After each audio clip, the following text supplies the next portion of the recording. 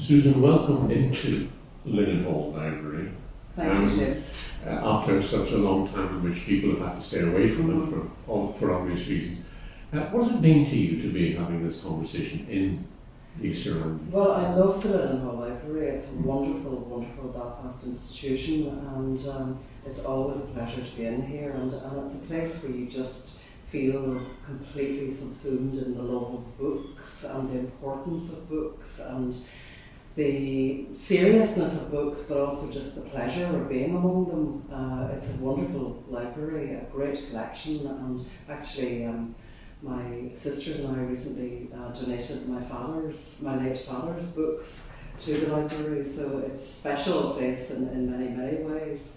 It's also got the most amazing cafe now, which is a sort of a decadent mixture of gravitas and camp Highland hotel. So that'll be going up on your online review. It's absolutely lovely, yeah. Let's talk about this with Northern Protestants on shifting ground. In the prologue you write, I grew up Protestant in the border city of Derry, where the Catholic majority had been excluded from power. I had already heard the old cry of no surrender, and you've written about your granddad who was in the Orange Order shouting at civil rights marches on the television. What is the family background? My parents were classic sort of first generation middle class. They'd done the 11 plus and gone to, my mother went to Stranraer, my father went to Queen's, and they were both teachers. But their parents were all working class people and quite staunch in different ways. My Granda Rogers, who I loved dearly, was an Orange man, and he was very much the sort of traditional working class man who totally sort of subscribed to the notion that you didn't agitate for your own rights, you looked to your betters to look after you. And I discovered in writing the original Northern Protestants and Unsettled People how strong a belief system that was within the Protestant community.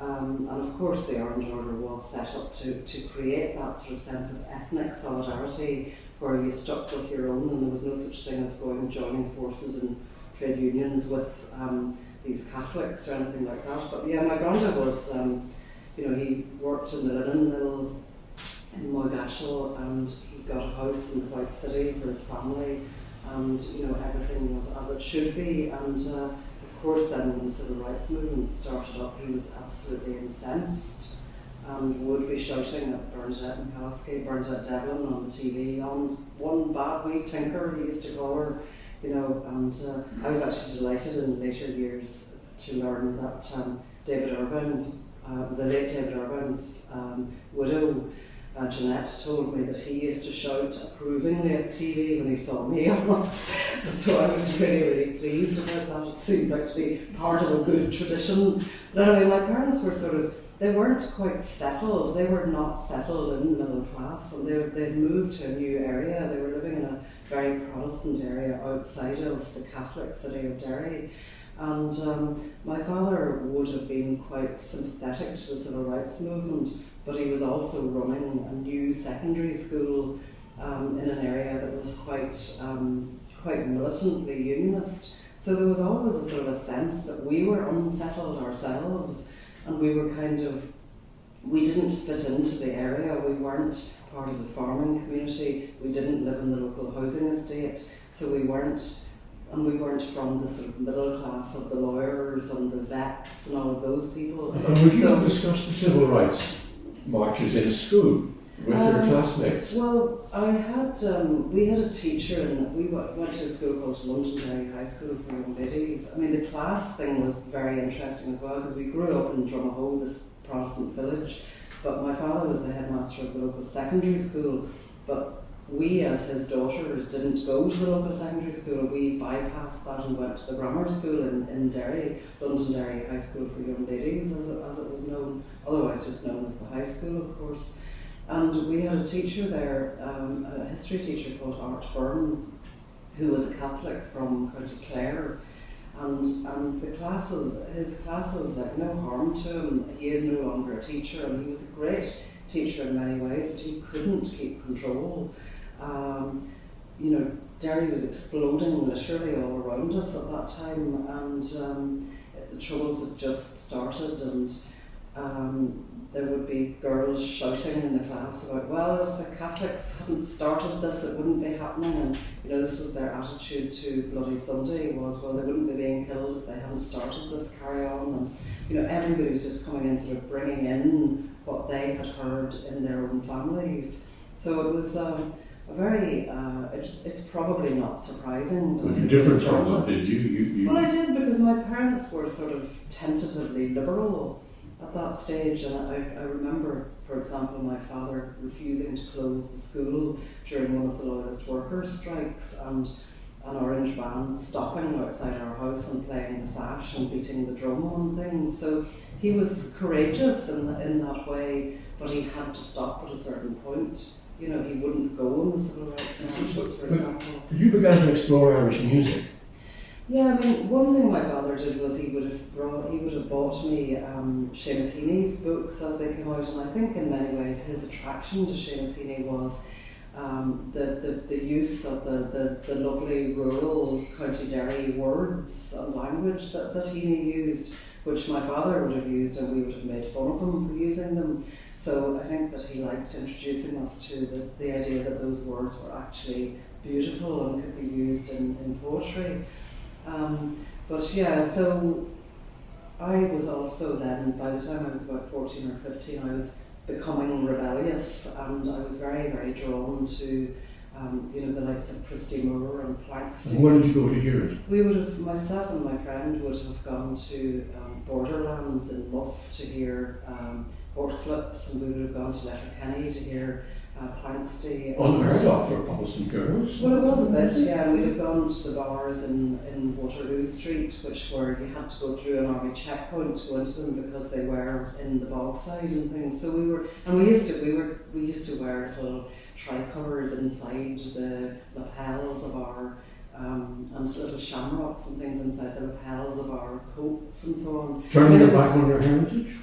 Well, probably just exploring pluralism would be another way of putting it, but we were rebellious. We weren't satisfied to be within what we knew of as our culture.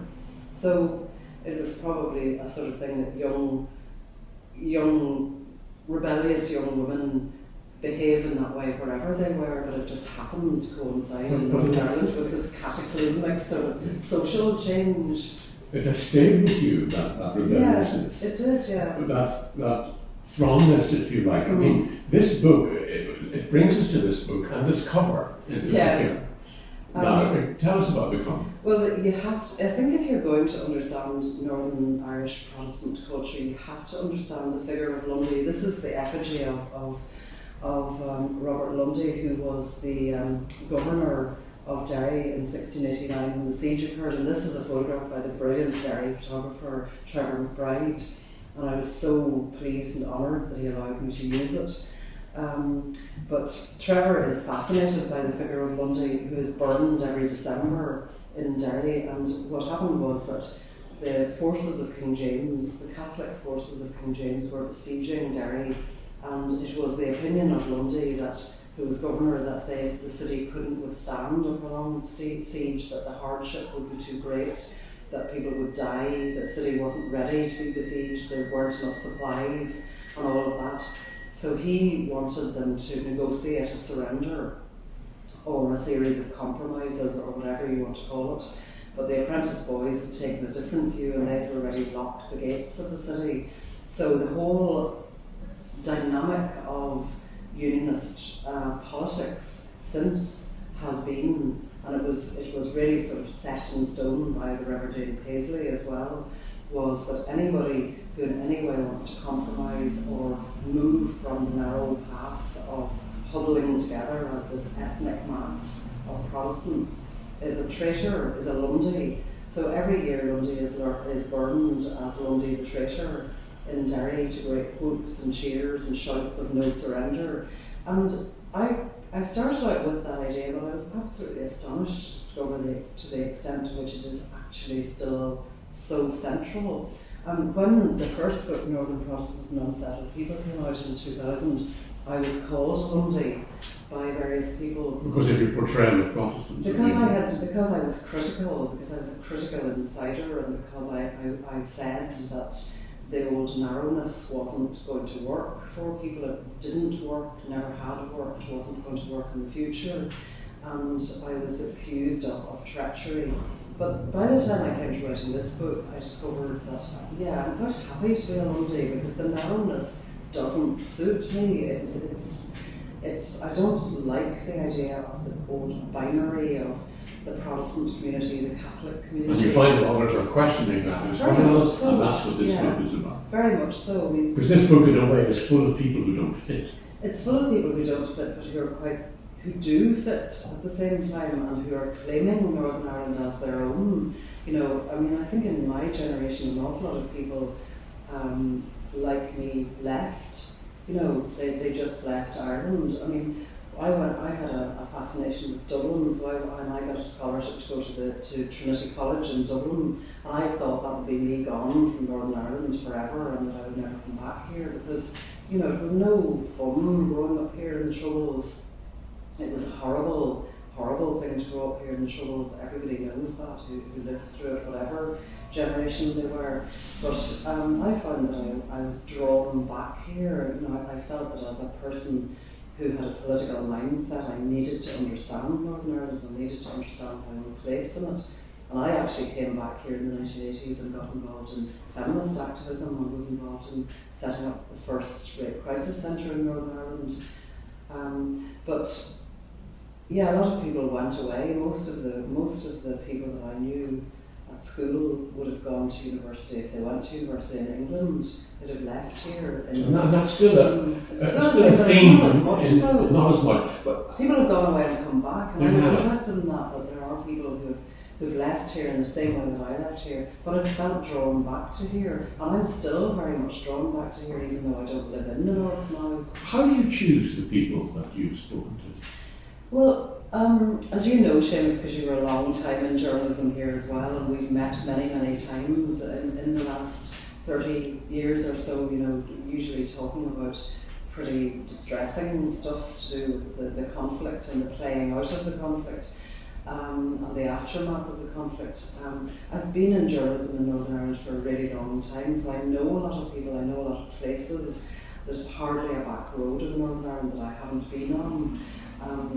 So it's an intuitive thing, I think, choosing. I wanted to do a portrait of the people, the Protestant people, and I call it really people from a Protestant background rather than the Protestant people, because a lot of people from a Protestant background are like me now. They're not really practicing Protestants. I don't go to church. I have vague Christian principles in my life, and I'm not ungrateful for having had an upbringing that involved a certain amount of church going and Bible reading, but it's not primarily where I'm at now. It was a sort of a mixture of wanting to represent as broad a portrait as possible of the people, but also a sort of intuitive thing of. Yes, because the charge would be that it's not or could be that it's not representative, and you would argue that no, that's not what it's intended to. No, I think it is representative because it contains a lot of people with a very diverse range of opinions and senses of who they are, and all they have in common is that they are from a Protestant background. So I think it is representative, but it's not. The people are not selected in a scientific way. No, but it's people that you might know, and then they might in turn suggest other people. Or people who have written interesting books, or who I've seen on Twitter saying interesting things, or friends of friends, or somebody that I've seen mention something. It's a huge thing for somebody to have their voice, to allow their voice to go into a book, and I'm just wondering how you gain that trust. Well, it is a huge thing, and I do try my best to ensure that people are aware of that, that it isn't just the same as speaking to a journalist for a radio programme that's going to go out and be gone. Then it is a big thing to have an interview in a book. So I always make it clear to people that they can, if they say something to me that they then regret, which people do when they open up to you. They say things and then think, oh, I don't know if my mother would like me saying that. You know, it's usually mothers, mothers or sisters or whatever. If they think that it will upset their family or something, that they've confided something, I will say to them, come back to me if you don't want, if you change your mind about that. Because you take time with them. Yeah, you take time, and you have to take time. You can't just dip in, grab a story and run. And that's the nature of this writing as opposed to everyday daily journalism. You make sure people have your contact details so that if they change their mind, they can come back to you. But generally speaking, if you work with people, they don't, and people like to talk, and people like to talk about how they come to have the opinions that they do, and I think it's a thing that I love about working in long form journalism and in books, is that you've got room to explore. Sometimes in journalism, as you know, Seamus, like sometimes people will just say, no, I don't believe that, I think we should have this, and you don't have time to actually explore why they feel that. And when you're doing a book like this, where you're doing interviews which could run from 500 words to 4,000 words, maybe in some cases, people have time to sort of say, well, in my family we always believed that, or my father was killed and I feel I would be betraying him if I didn't think like that, or I just feel that our people are being driven out of this place, and I don't know why I feel that, but I just remember back in 1972 what it was like, and you get a deeper sense of all the range of things that are in a person's family background, in their culture, in their religious practice, everything that informs why they come to have certain opinions. So gaining trust is about making sure that people feel that you're going to be responsible about what you tell them.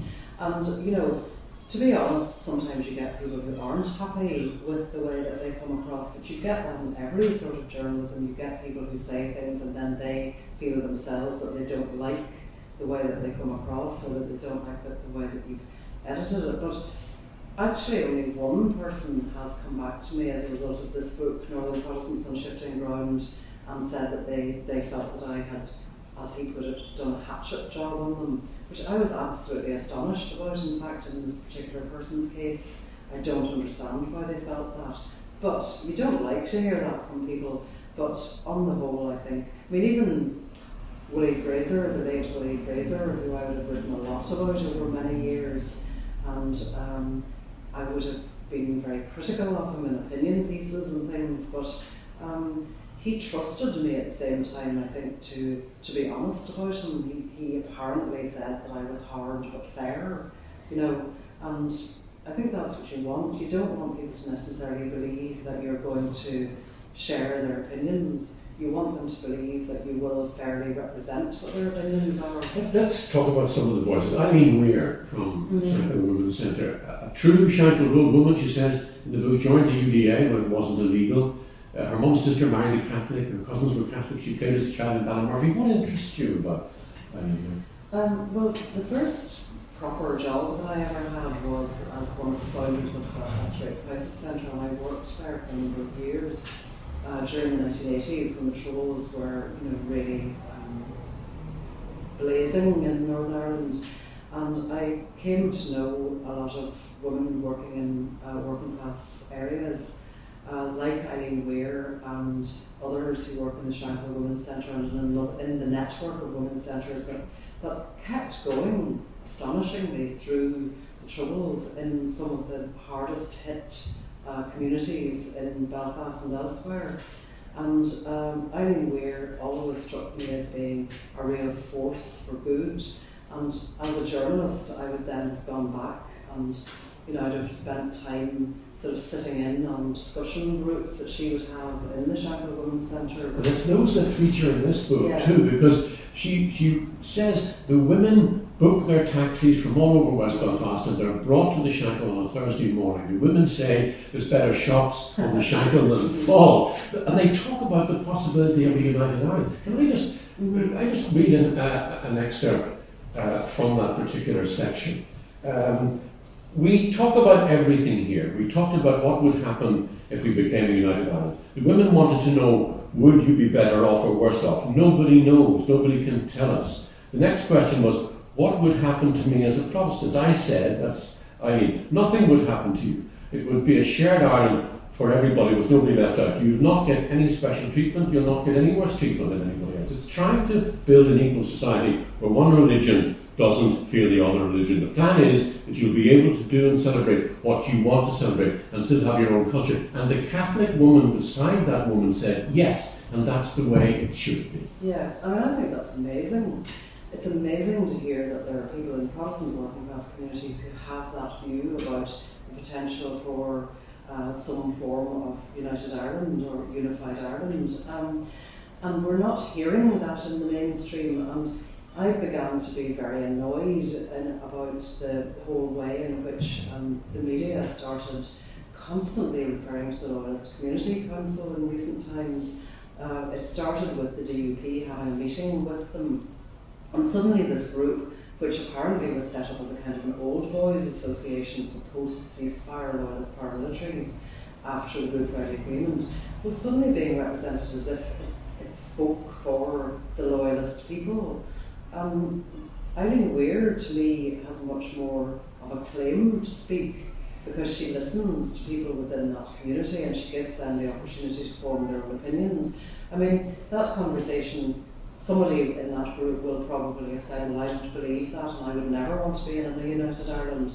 You know, somebody else would have said, well, I don't care one way or the other, we're going to be poor no matter what way we look at it. You know, there would have been a diversity of views, but there would have been a conversation about it. And I just wasn't seeing that reflected. We were being told there will be violence again if the protocol isn't removed. There will be violence again if there's talk of a united Ireland. And the truth is, my feeling was that what Eileen was talking about there and the views that she was getting are actually much more typical. I found that people are slightly anxious because they do feel that the ground is shifting underneath them, but they are democratic. You know, they believe that, okay, maybe it will end up with a border poll, we'll vote to stay in Northern Ireland probably as part of the United Kingdom, but we might not.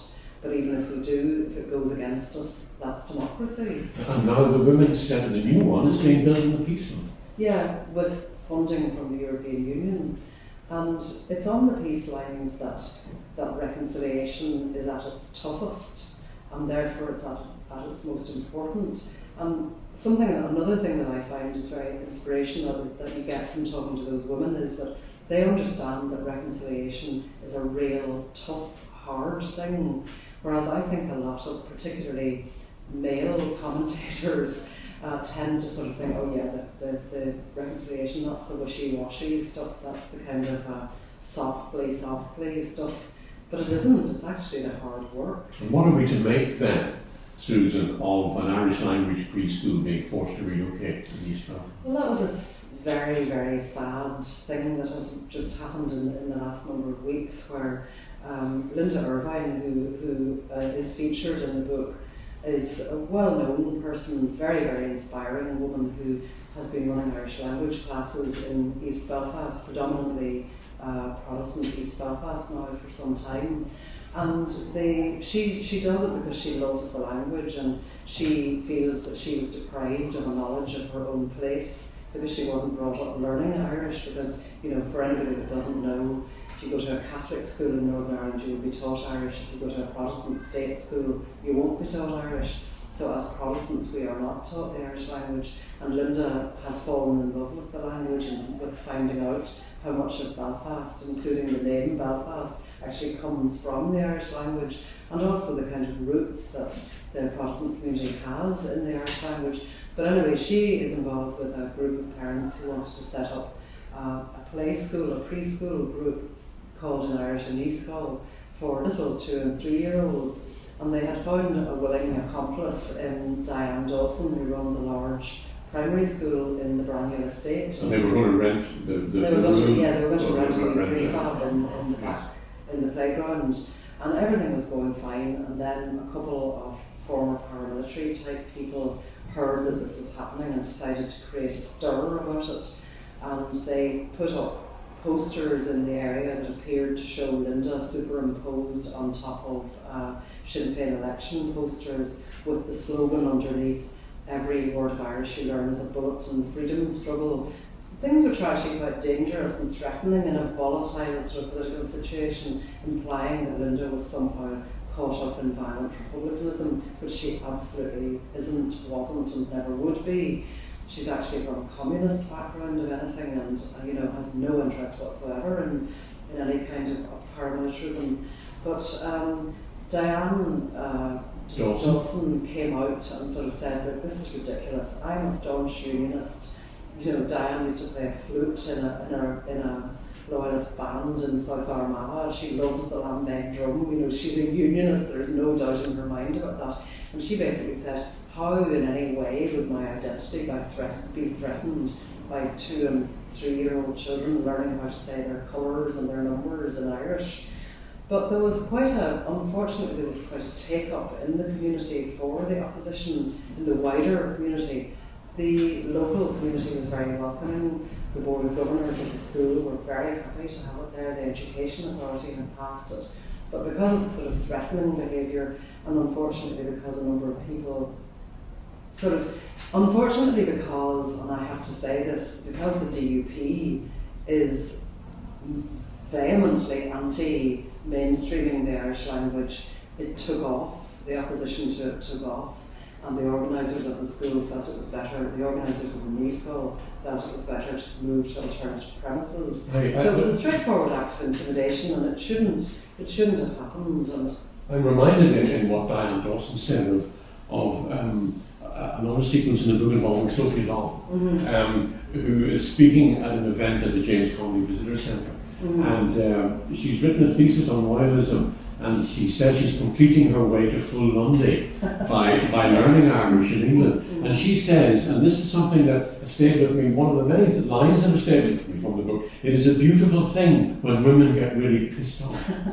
Yeah, I think that, Northern Ireland is a very conservative, patriarchal sort of society, and it's quite astonishing the number of women who, in both Northern Protestants and Unsettled People, which came out 20 years ago, and in this new book, the amount of women who said to me, women who do their own thing just aren't really approved of. You're not really supposed to stand out. You're not really supposed to stick out on your own, start your own business, give out about political things, decide for yourself what you're going to do about your own body. It's not approved of. So outspoken women getting angry and deciding that they're not going to be silenced is regarded as quite a subversive thing here. And I think that Sophie is one of the people who just has decided to be funny about it, and it is great. And that was a really interesting meeting. And Dawn Purvis was another person who spoke at that. And again, I think if you look at someone like Dawn Purvis, tremendous loss to Northern Irish politics, a really progressive, forward-thinking person who really is very strongly rooted in her working class inner city community in Belfast, but who kind of got ousted by men who simply were not willing to trust her as a woman who didn't have a paramilitary background to run the Progressive Unionist Party. And she ended up being sidelined and eventually having to withdraw from politics, and I think she was a tremendous loss. In the book, there are these words: "The last time I'd seen Anton, he was wearing glittery blue eyeshadow, a velvet coat, and patent leather platform boots. He was with his partner David in the John Hewitt Bar in Belfast. We had all been to Lyra McKay's funeral in St Anne's Cathedral, and David had come over from London. Now it was winter in Ballycastle, and Anton wore no makeup, a woolly hat, walking boots, and a big fleecy jacket that used to be his mother's." Tell me about Anton. Anton is someone that I've become a good friend of in recent years. He's a lovely writer from Ballycastle who was sent by his parents to school in London. His parents are a mixed marriage, and they just felt that he would be better being sent to school outside of Northern Ireland. And he comes back to stay. He had been telling me about his aunt, who is a hill farmer, Anna McKay. She's a hill farmer in Ballycastle, up in Knocklade, the mountain behind the town of Ballycastle. And he talked about how he and her had together gone to vote for Paisley to be indicted for his escapades in foreign lands. But he said that it was the President MP. Yeah. And he talked about how his aunt was very, very single-minded, and that she made up her own mind about everything, and that she was a very sort of classic North Antrim woman, and that she'd never voted before. And so I asked Anton if he thought she would talk to me, and so she did agree to talk to me with Anton. But when I arrived in Ballycastle to meet them, I was surprised to find that Anton had not actually openly spoken about being gay to her. And I sort of said, but you came and stayed here with your partner, David. And he sort of said, yeah, we did, you know. And it was kind of obvious that the words hadn't been openly spoken, but that it seemed to me obvious that it was clear that Anton was gay. But it did emerge then in the course of the interviews. And the interview that I did with Anton and Anna is, there are a number of interviews like this in the book where it's a conversation between two people. It's not you asking questions all the time. Well, I'm part of it, and that I might prompt certain questions, but it's to get them to talk to each other. So I said to Anna, you know, what do you think about your church's stance on same-sex marriage? Because the Presbyterian Church is militantly against same-sex marriage. And I said, what do you think of your church's stance on this, given that Anton is gay? And the word sort of hung there, and I suddenly realised this word has not been actually said before. But it actually turned into the most lovely, transformative moment in their relationship, because I mean, Anna could have stopped the conversation at that point. I'd made it clear, you know, if I ask you anything you're uncomfortable with, just tell me you don't want me asking you about that or whatever. But she just very, very bravely went with it and thought about it, and then she said something to the effect that, well, I didn't know that about Anton, but he's my nephew and I love him, and I don't go to church to be told, to be judged, or to make up my own mind. I've got my own mind, and you go to church to hear the word of God. You don't go to church to be judged.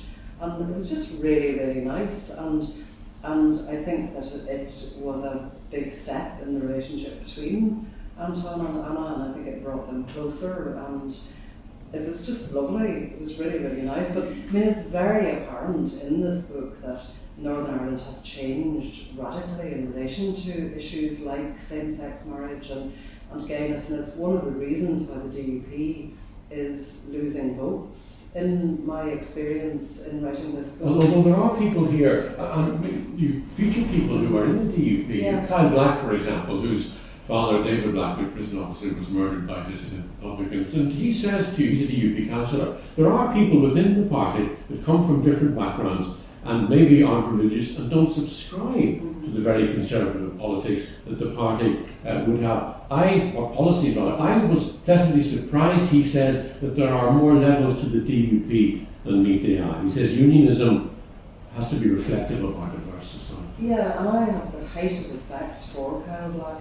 It took Kyle a while to decide he was going to talk to me. We had a process of conversations, and you know, because it's sensitive if you're the son of someone who has been murdered, you're careful about who you'll talk to and how you'll talk to them and so on. So we had a lot of conversations, and he consulted with his family and his friends, and I think he also consulted with members of his party, and they just basically said to him, it's up to you, Kyle.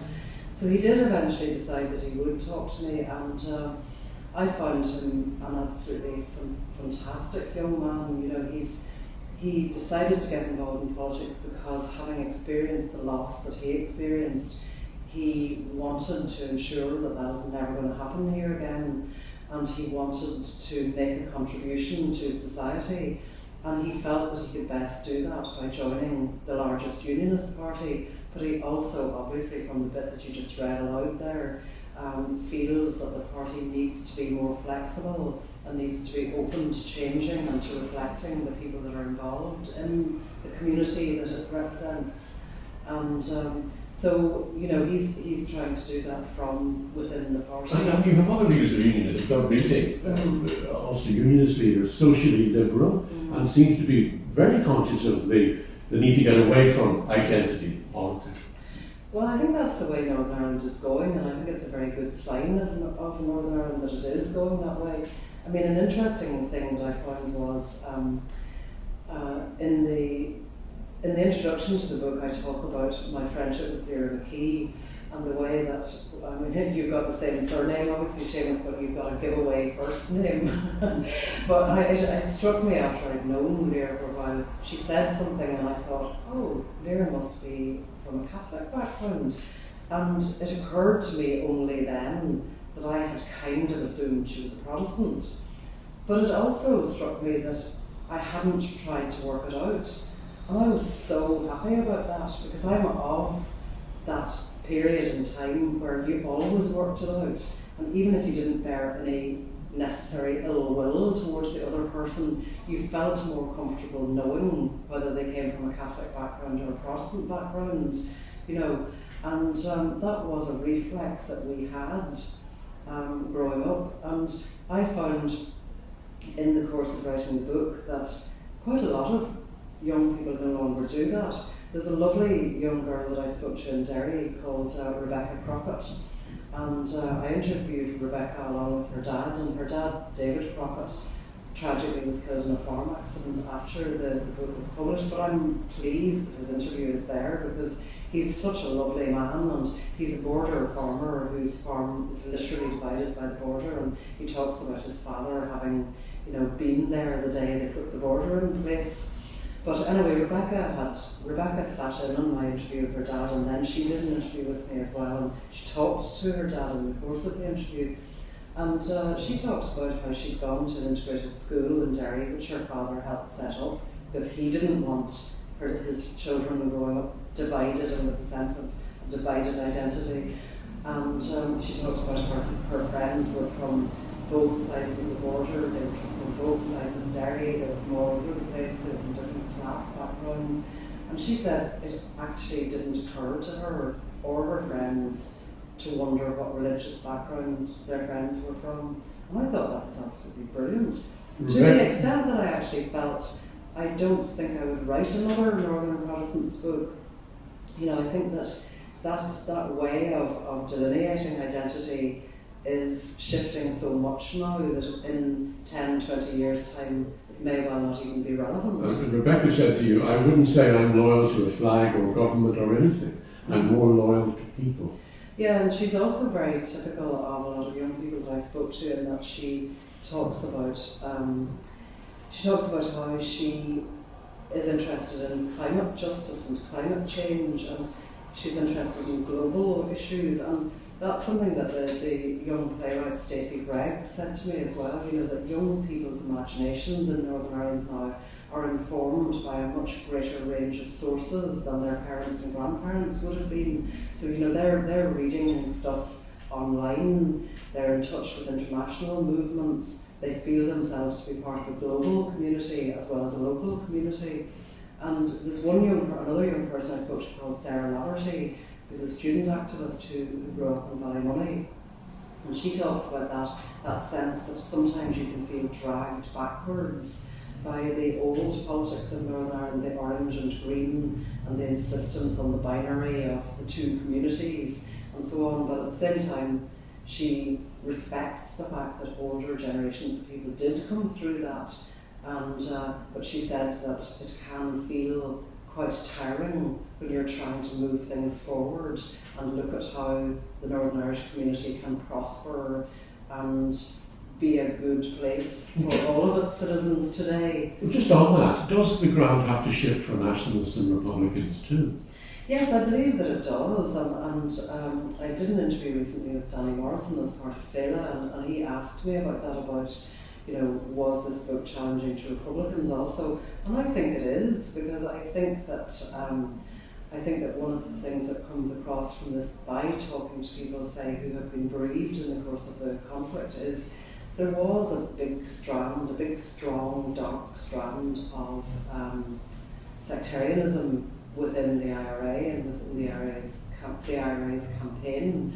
And Protestants who experience that in their families are not finding it easy to be reconciled with the people who did that. So I think we do need to be realistic here about what people suffered, from all communities. And I think that the Republican community has to look at how diverse the Protestant community is now, and it has to look at what it can also do for reconciliation. And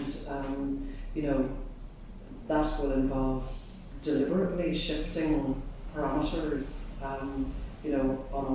within all communities here. When an Unsettled People came out, you said people had written to you saying the book had made them out to be a bigot, and you referred to that previously. How has this book been received? It's actually been received incredibly well. By that tradition, by that. Kyle Black, who we spoke about earlier, very generously praised the book on Twitter, and I was pleased about that because Kyle is a DUP politician. Some of the older DUP politicians, like Gregory Campbell, were hostile to me. I gave evidence on the basis of having just written this book to the Northern Ireland Affairs Committee, and Mr. Campbell, basically set out to prove that I had no business to be speaking at all. But on the whole, the book has been very well received right across the board. The other thing that I find interesting is that it's been well received in the Republic. It's been a bestseller in the Republic, which gives the lie to the notion that people in the Irish Republic are not interested in the North and are not interested in Northern Protestants in particular. So I think it's a good sign that it has been well received North and South. You've referred in the past to the people I uneasily call my own. Mm-hmm. How do you define yourself now? A cheerful Lundy, I think. I've embraced my Lundification. I'm perfectly happy now. I'm not in any way ashamed of being from a Protestant background. That was one of the things that was said after the first book came out. There was one particularly unpleasant review that said that it was an act of self-loathing writing the book and an act of beating myself up, which is absolutely untrue. I feel very much rooted in the community that I come from, but I'm not sorry to have sort of strayed off the narrow path. I feel myself probably more strongly now to be Northern Irish than I did even when the first book came out. I think it's possible now to choose to identify yourself rather than being told what you are. And I think it's wonderful to see people like Stacey Gregg coming back here, who's a young woman from a working class Protestant background, who's come back here with her wife, who's obviously a woman, and with their little child, and their little child is going to a local school and so on. And people are coming back here who would have probably just chosen to leave before, and they're deciding to make it a place that they can find their own ground, and I really like that, and I'm quite happy to be among the Lundys. They are very good company. Susan, thank you very much. Thank you. Hi, thanks everybody for listening in. I hope that you enjoyed the conversation. Seamus is a wonderful person to be interviewed by because he has interviewed just about everybody, and he's a master of the art. So do you want to ask me some of the questions? I will, yeah. I'm just having a look through here. So the first question that I was sent, I'll just read it out as it was sent. Susan, I love how you bring Derek Mahon into your books. He brought a lot about what it meant to be a Protestant, what shaped that Protestant imagination, the rhythms of the mindset, what he identified with. How do you respond to those questions personally? What makes a Protestant a Protestant? Can it be summed up in thranness, and has theology been a part of that? One of the things I thought was quite surprising in the course of doing the interviews was that religion is actually very, very important to a lot of people, and a lot of Protestant people in Northern Ireland. It probably is to a lot of Catholic people as well, but that wasn't the people that I was talking to, obviously. But yeah, I think Derek Mahon is really interesting because he explores theology in his poems in a very light, witty way, but which is nonetheless profound. He talks about the narrowness of a certain type of Protestantism, close one eye and be king. But he also talks about a sort of, in the tradition of Hewitt, John Hewitt, I think, the sort of belief in belonging, that's somehow a religious feeling. There's a lot of religious sensibility in Mahan, even though, and there's a lot of sort of the rhythms of hymns and biblical language in the background of his poetry, but he is very decidedly not a mainstream practicing Protestant, even though he was brought up, or maybe because he was brought up in that tradition. He's moved very far from it, but I like the way that there's those echoes of the Bible in an awful lot of people who are brought up in Protestantism. There's a lot of sort of biblical poetry in the language of a lot of people who were reared on the Bible, and it's something that I think is very interesting, say in Jan Carson's work. She, in the interview in the book, Jan talks about the fact that she used to go to sermons that lasted for weeks on end, several hours a week on the book of Revelations, and how that sort of turned her into a magic realist as a writer because of the way that her imagination was informed by stories and by imagery. So yeah, I like the background feeling of religion, but I'm not personally drawn to the practice of religion. I must say it's something that even as a child it never took with me. I think that it's a fine thing for people to have that. I always find it particularly so when I attend funerals, that people who have religion have somewhere to go with their grief that I don't have to go.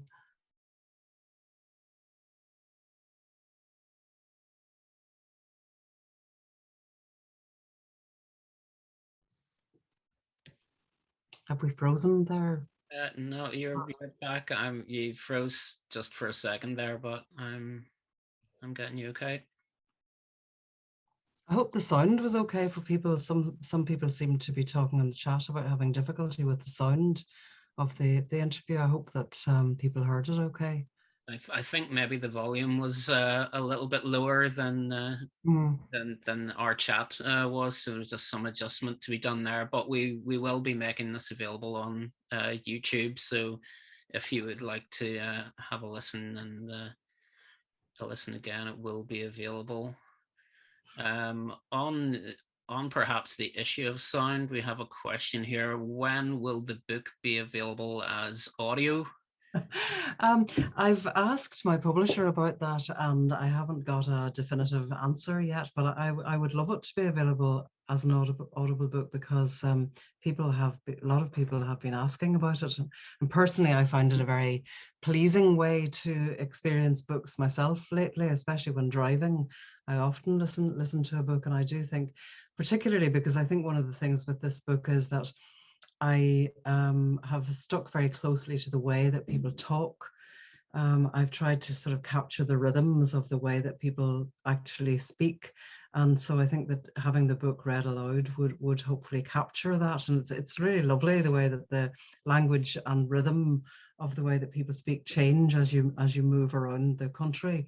The book is written in a geographical way. It starts at Ballymoney and comes up through Larne, Ballycastle, Belfast, North Belfast, city centre Belfast, East Belfast, and then out to North Down, South Down, Fermanagh, and back through Derry with Mid Ulster as well. So I think that it's quite interesting to see the difference in the way that people talk and the language that they use. So yeah, an audio book would be great. So I must speak to Blackstaff again about that. On a more on a more political level here, we've got it appears that big U unionism is in a state of crisis, something many of us view as no bad thing. However, at the same time, it seems that big N nationalism is very much in the ascendant. Is that not likely to retard the prospect of real improvement in our relationship and positive political progress? It's a huge question and a really interesting question. I think definitely unionism is in a crisis at the moment. It was an interesting thing to witness as I was doing the book. The interviews were done over quite a long period of time, over a couple of years. And the depth of the crisis in unionism was more and more apparent. This was supposed to be the centenary of Northern Ireland. It was supposed to be a celebration. Instead, you saw both of the unionist parties initially lose leaders. The DUP then got a leader and didn't appear to want to stick with him, changed leaders. The leader that they've now got appears to be setting off in the direction that he said he didn't want to go in. The vote for the DUP is plummeting. The Ulster Unionist Party, it's quite interesting what's happening to it, because having had a very weak leader, it's now got a strong and interesting leader who's actually trying to take it in a new direction. And I think I have come to the view of having observed the way that more fundamentalist style unionism has behaved in relation to its loss of votes in recent times, its loss of popularity. There isn't an imagination there that's capable of recognizing, it seems, that, Northern Ireland is going to have to be shared, whether it's as part of the United Kingdom or part of a united Ireland or some sort of different in-between status.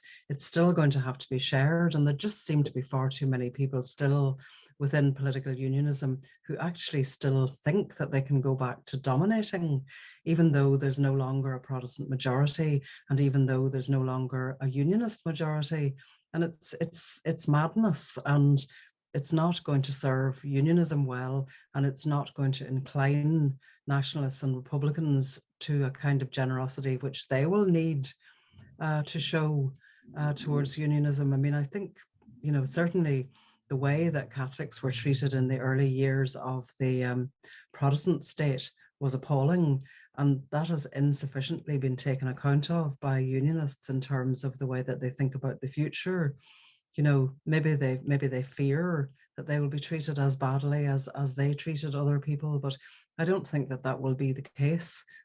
Northern Ireland failed in that regard. It failed to become a fully shared society, and whatever happens next is going to have to be a successful experiment in sharing and in reconciliation, because there's no future for any part of Ireland or the United Kingdom as being, divided and dominated and people having to fight for their basic civil rights and their human rights.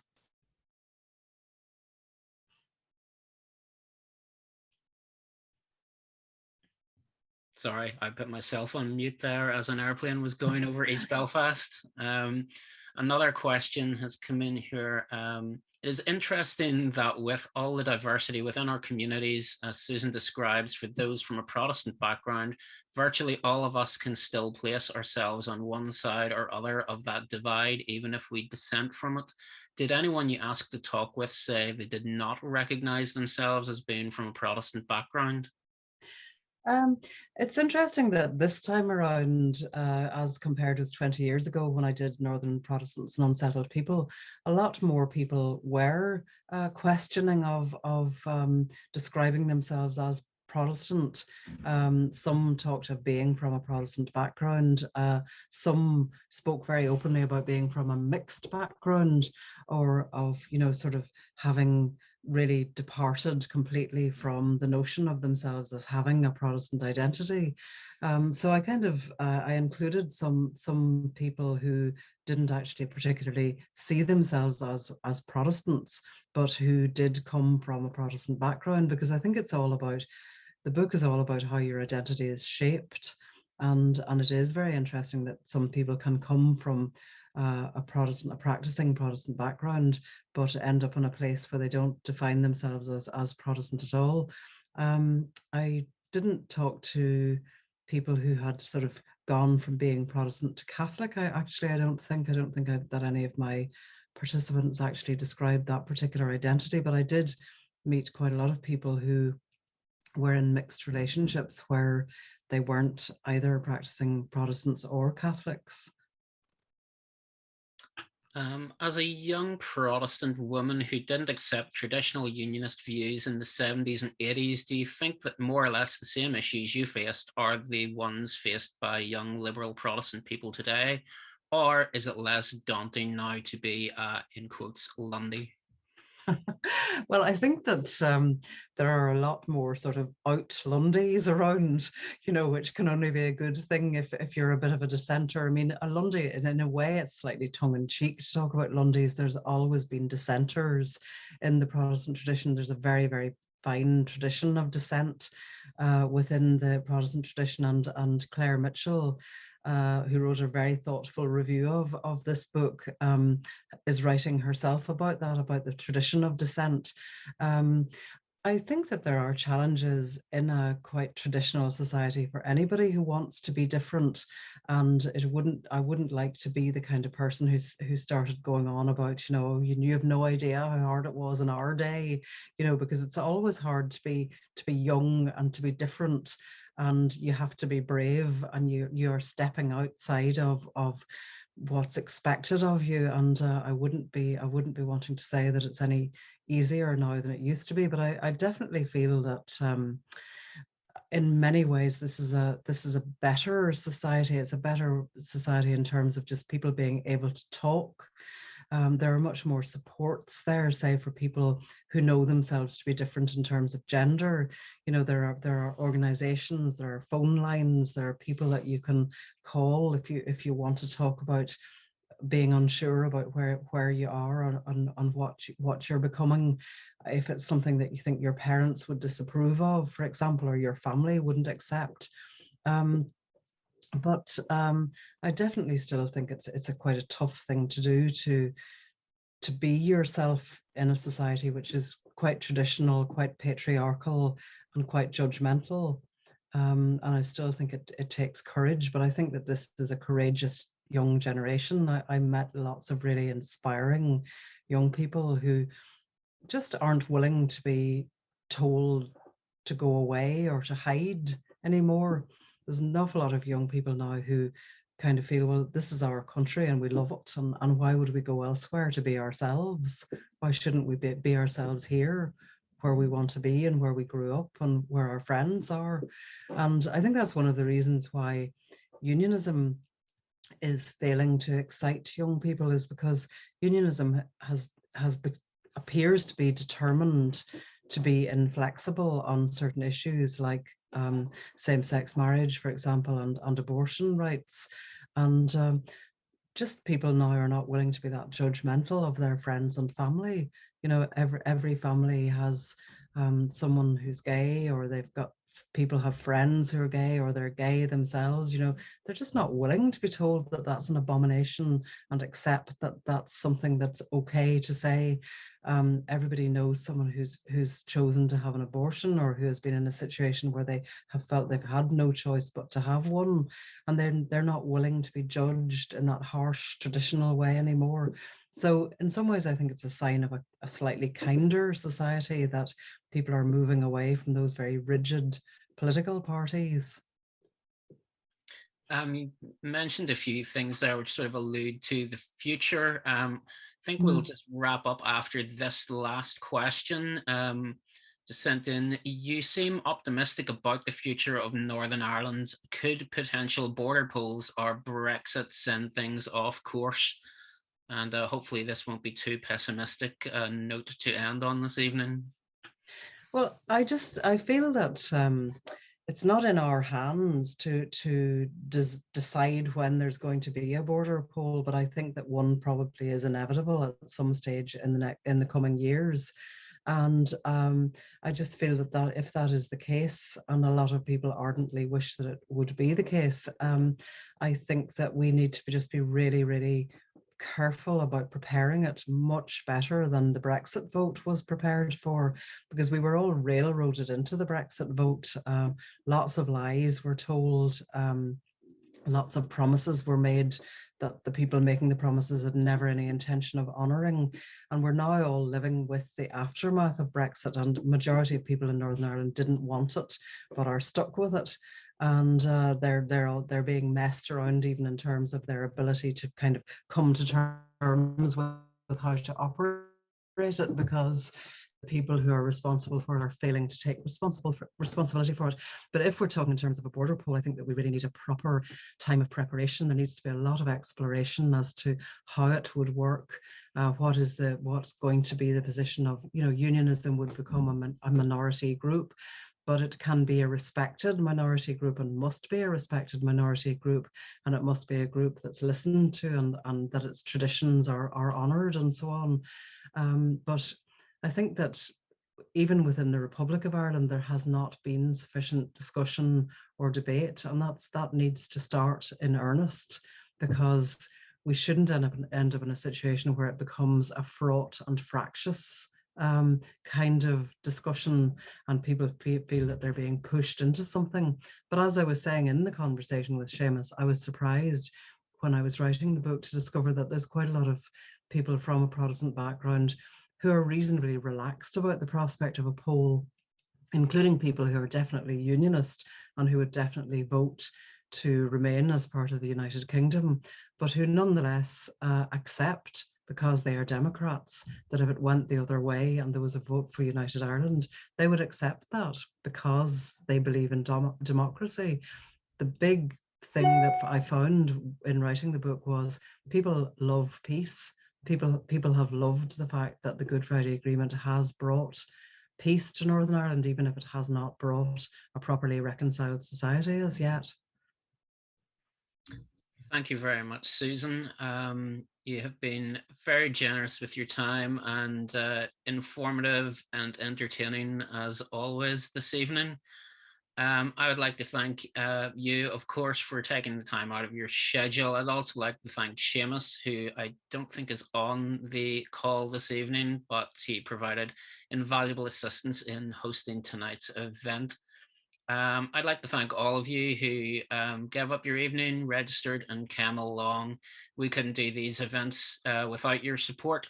I'd extend an invitation to you all to visit linenhall.com, view our upcoming events list, find out more about becoming a member of the library, and all that's left is for me to say enjoy the rest of your evening, and we hope to see you all again soon. Thank you. Thank you very much, Scott, and thanks everybody, and hope you enjoy the book. Good night.